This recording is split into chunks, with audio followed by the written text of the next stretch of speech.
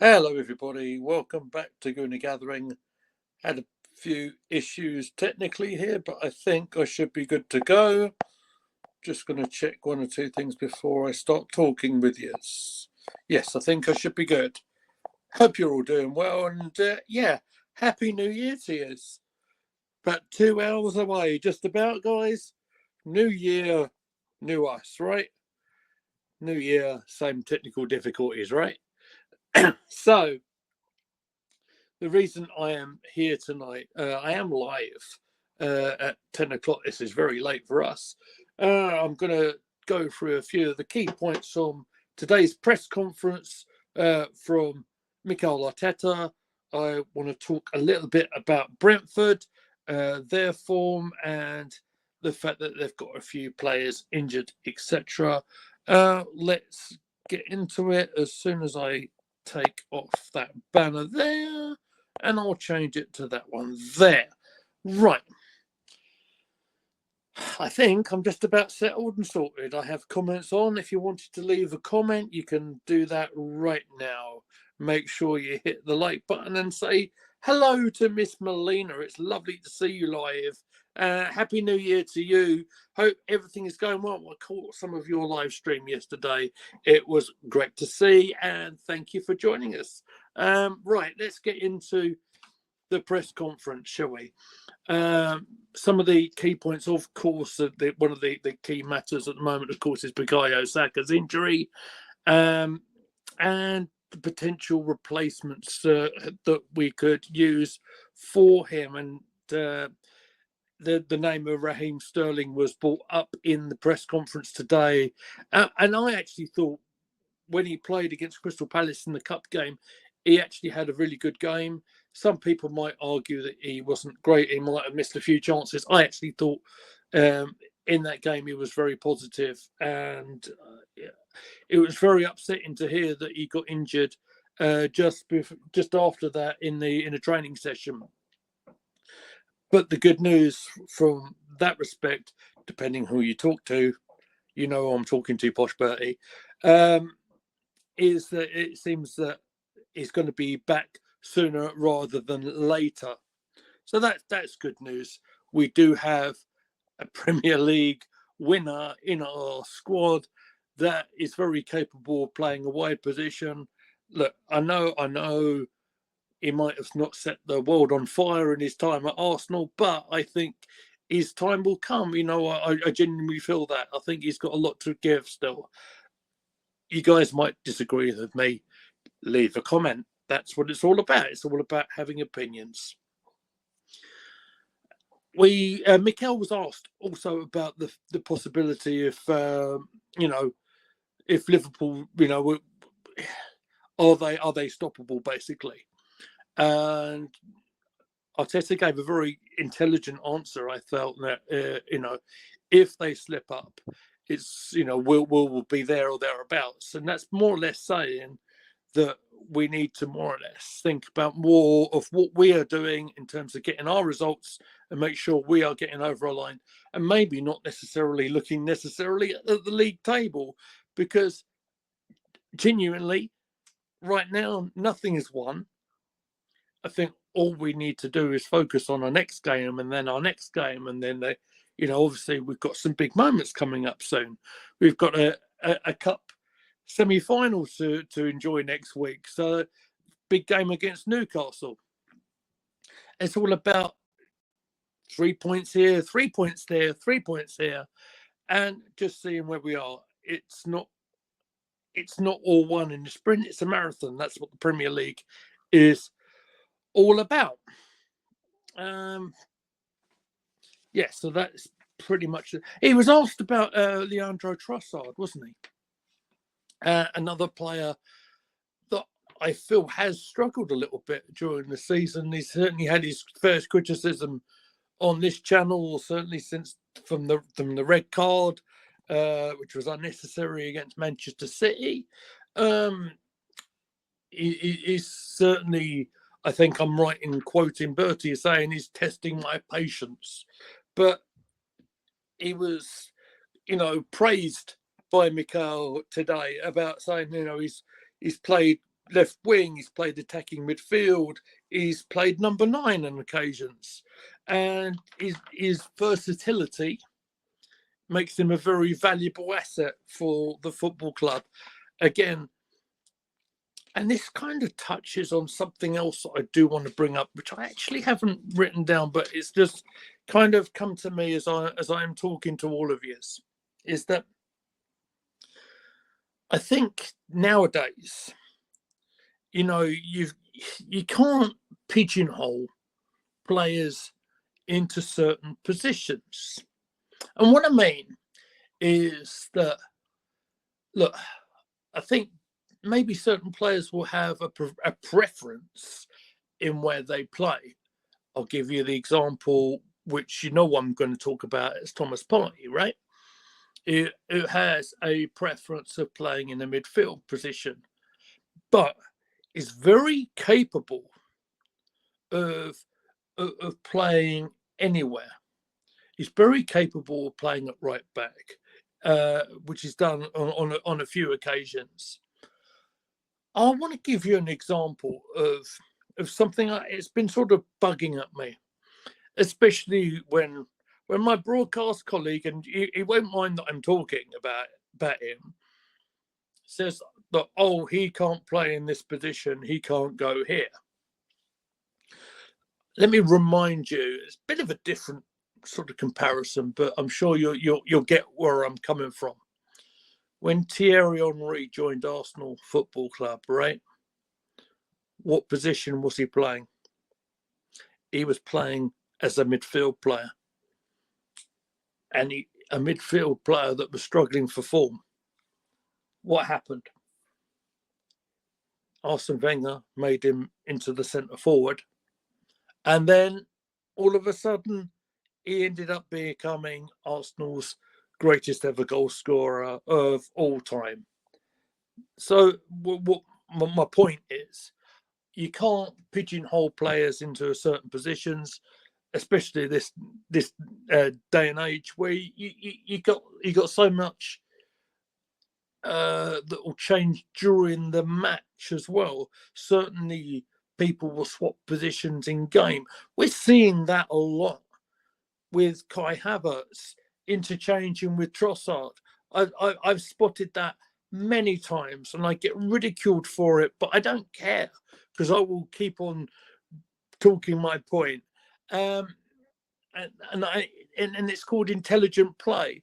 Look, Havertz is another great example where he played our last game right against Ipswich in a deeper position. He was in midfield, but that midfield position was basically a starting position, right? And you can end up here, there, and anywhere on the field, depending on where you run to. And that intelligence actually led to the goal that happened with Havertz against Ipswich Town when that cross came in. I believe it was from Trossard, if I'm remembering correctly. And it led to Havertz having the tap in for the all-important only goal of that game. So that's what I want to talk about with that. In terms of other team news, other players that are available or not seen really an awful lot of information regarding that. So all I can imagine from that is it's pretty much the same sort of squad that we are looking at from our last previous games. So I do want to spend a little bit of time talking about our opponents for tomorrow, which is Brentford. Their last match, I took the time to have a look at sort of their last few games. Their last one was a 0-0 draw at the American Express Stadium. That's Brighton and Hove Albion.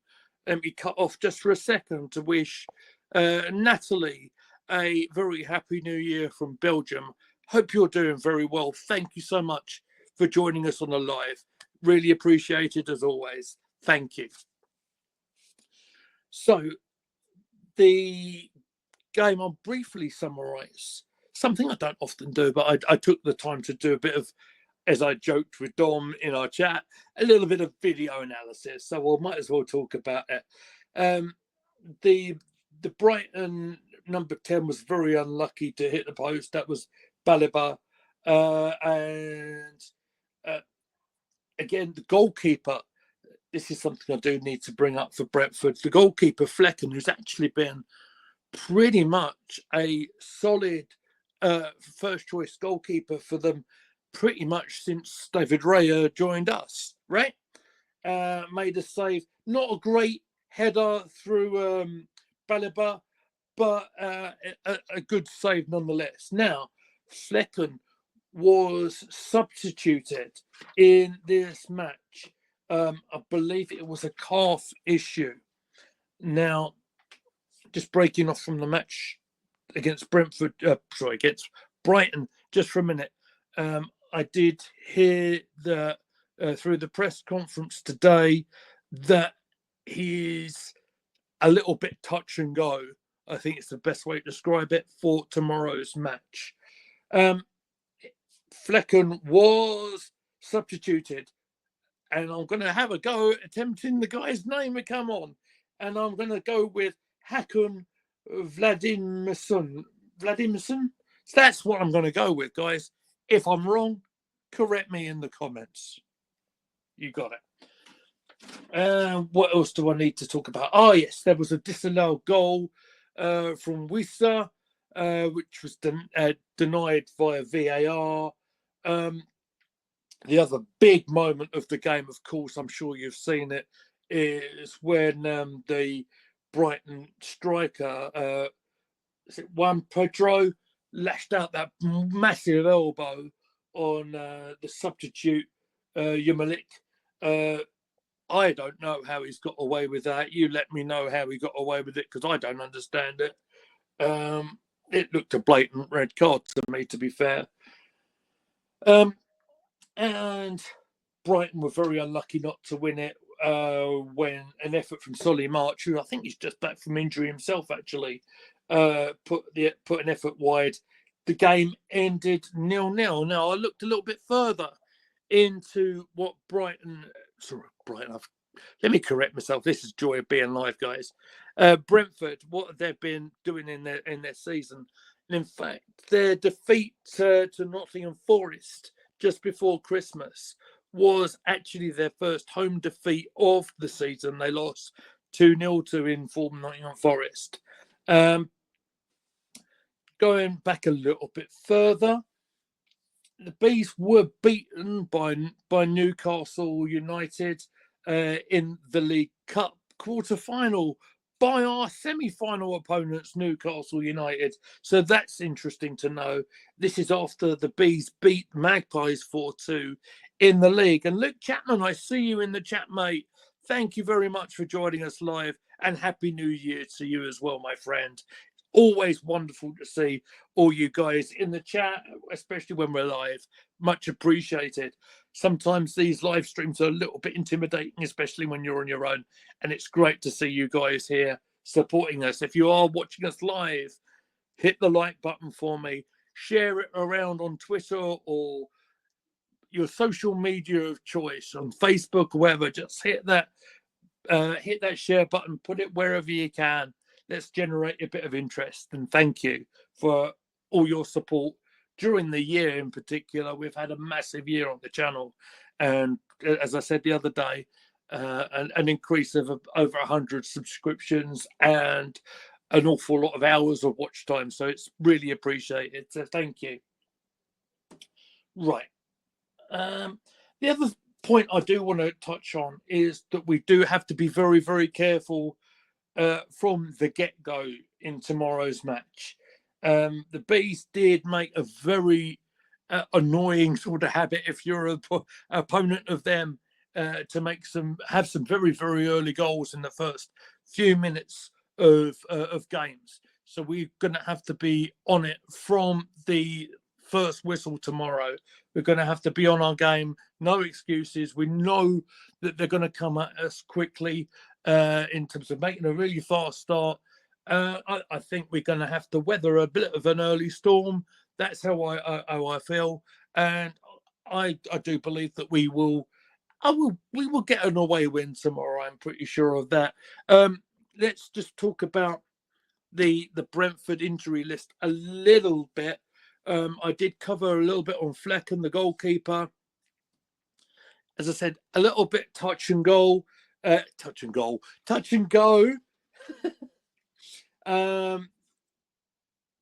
manager did say that he's quite confident in their sub goalkeeper if he's needed, but we shall see what happens there. Ben Mead, thank you, Bosch Purty, for this information. Is struggling a little bit with a muscle injury, and he's going to be definitely out. Norgard, who's one of their attacking players, will be amongst their squad. He was substituted for the chap that got the elbow from, was it Pedro?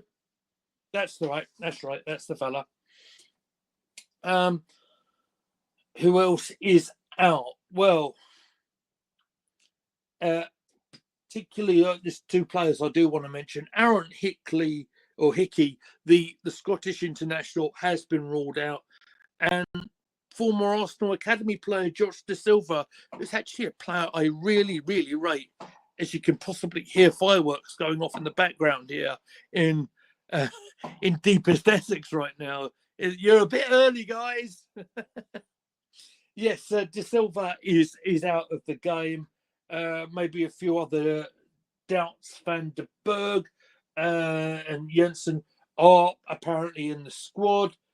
Pinnock and Thiago Nunes are perhaps doubtful. So I think I'm just about covered on Arsenal business. Just about. I do want to touch upon something from another club, which was nice to hear, and that is over at West Ham United. Mikel Antonio, of course, as you all know, had a car accident at the start of December, and it was great to hear today that he's back home and rehabilitating at home now. So at least he can spend that time with his family through the new year, and just again send best wishes to him and his family. Now, in closing tonight, guys, I just want to say thank you very much again for all your support to the channel and Gooner Gathering throughout the year.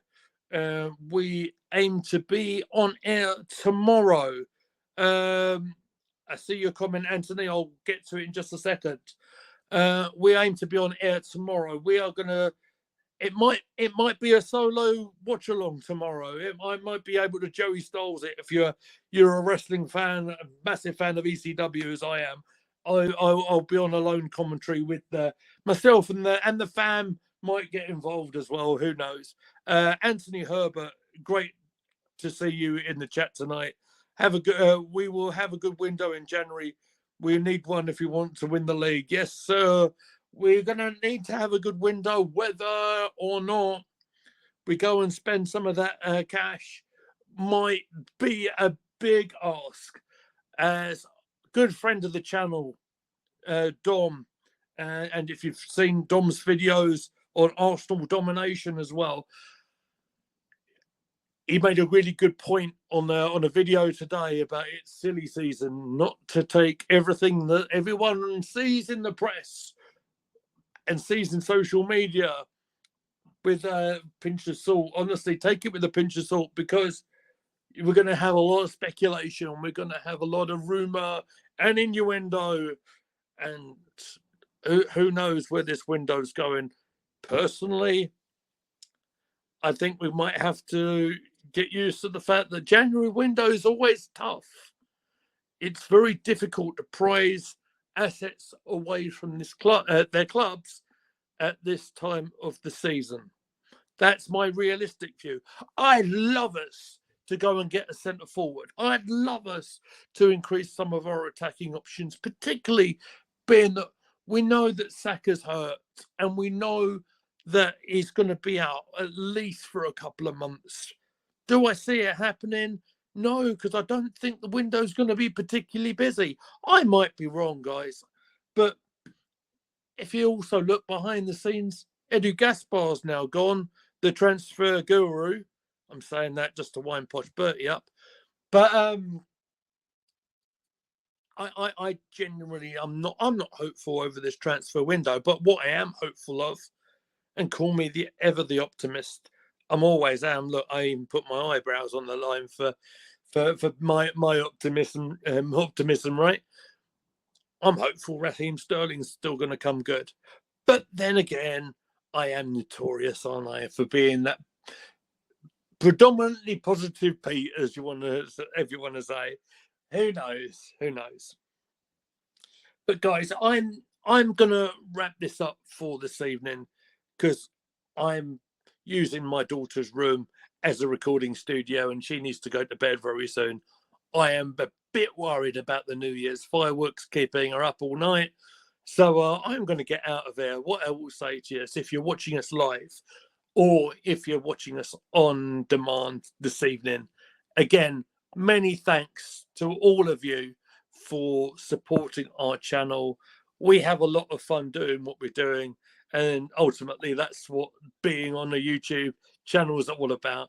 So all I can say right now is please don't forget to give the channel a free subscription on YouTube and keep an eye on our social media channel, particularly on Twitter, X.